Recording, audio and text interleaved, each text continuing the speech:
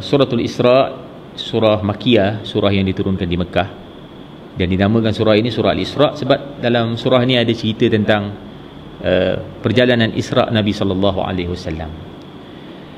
Dan bertepatan kita berada dalam bulan Rajab, dan bulan Rajab bulan yang umat Islam menjadikan bulan untuk kita mengingati peristiwa Isra. Dan satu yang perlu kita ingat, bulan ini bukan sekadar bulan untuk mengingati peristiwa Isra, tetapi bulan ini juga boleh kita sebut sebagai bulan memperingati Al-Aqsa, kerana Allah telah menjadikan perjalanan Isra itu daripada Al-Haram ke Al-Aqsa di Baitul Maqdis, dan seterusnya perjalanan Mi'raj sehinggalah ke Sidratul Muntaha. Dan benda ini diabadikan oleh Allah di dalam surah Al-Isra. Dalam satu ayat Allah Ta'ala sebut, Subhanalladzi, segala puji bagi Allah, asra bi'abdihi, yang memperjalankan hambanya Nabi Muhammad sallallahu alaihi wasallam. Ini adalah perkataan yang sering disebut oleh Allah untuk memuji Nabi sallallahu alaihi wasallam dalam banyak ayat. Kalau kita tengok dalam Quran, wa in kuntum fi raibin mimma nazzalna ala abdina fa'tu bi suratin min misli.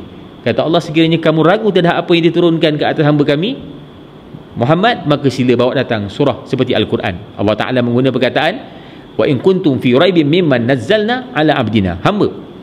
Ini menunjukkan setinggi-tinggi kedudukan seorang manusia itu di sisi Allah apabila Allah mengiktiraf dia adalah hambanya. Sebab itu Fadilatul Syekh Tantawi kata, kalau ada perkataan lain lah Tuhan nak letak, dia boleh letak perkataan lain kan, tapi Allah Ta'ala tak letak bi rasulihi, bi nabiyyihi, bi Muhammadi, tetapi dia meletak perkataan bi abdihi. Ini menunjukkan kedudukan para nabi yang paling tinggi adalah mereka itu berada pada makam ubudiyah, pada makam mengabdikan diri mereka kepada Allah. Dan perjalanan ini Allah Ta'ala sebut satu perjalanan yang singkat, Laila, sedikit daripada malam, bermula daripada Masjidil Haram, minal Masjidil Harami ilal Masjidil Aqsa, daripada Al-Haram ke Al-Aqsa. Kenapa daripada Al-Haram ke Al-Aqsa? Kenapa tidak daripada Al-Haram terus ke Al-Aqsa? Di sini banyak isyarah yang cuba diungkap oleh para ulama. Di antaranya Syekh Muhammad Sa'id Ramadan Al-Buti, dia kata di sini nak menunjukkan hubungan di antara ajaran para nabi dan para rasul, dan di sini menunjukkan bahawa ajaran para nabi dan para rasul itu adalah ajaran yang satu. Bahkan Allah Subhanahu wa Ta'ala menyebut alladzi barakna haulahu, di mana kami berkati sekitar tempat berlakunya peristiwa Isra itu.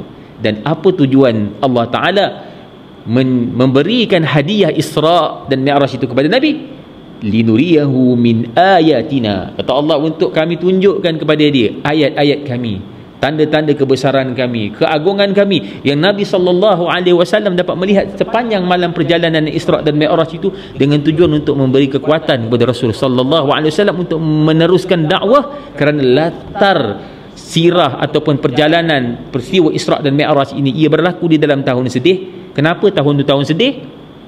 Adakah kerana kematian Sayyidina Khadijah, isteri Nabi SAW, ataupun sebab kematian bapa saudaranya Abu Talib? Ya, itu sudah semestinya satu benda yang tabi'i atau fitrah bagi Nabi, dia sedih sebab kematian orang yang dia sayang. Tetapi yang lebih menyedihkan pada tahun itu adalah kerana penentangan, kata Syekh Muhammad Sa'id Ramadan Al-Buti, penentangan kepada Islam itu daripada depan dan belakang, menyebabkan seolah-olah jalan dakwah itu sudah tertutup. Maka Allah telah memuliakan hambanya Nabi Muhammad sallallahu alaihi wasallam untuk diisrakan pada malam itu, bermula daripada Al-Haram kepada Al-Aqsa. Di sini juga memberi suatu isyarah, kata Syekh Muhammad Al-Ghazali, betapa Allah ingin menunjukkan peradaban dunia telah bertukar daripada Bani Israel kepada Bani Ismail. Dan di situ juga menunjukkan kemuliaan Al-Haram dan menunjukkan kemuliaan Al-Aqsa yang tidak boleh dilupakan. Sebab itu bulan Rajab ini bukan sekadar bulan Isra, tetapi dia adalah bulan untuk kita mengingati Al-Aqsa, kerana peristiwa-peristiwa yang berada di Al-Aqsa itu akan menjadi suatu tauladan yang akan menjadi pengajaran sehinggalah hari kiamat. Wallahu a'lam.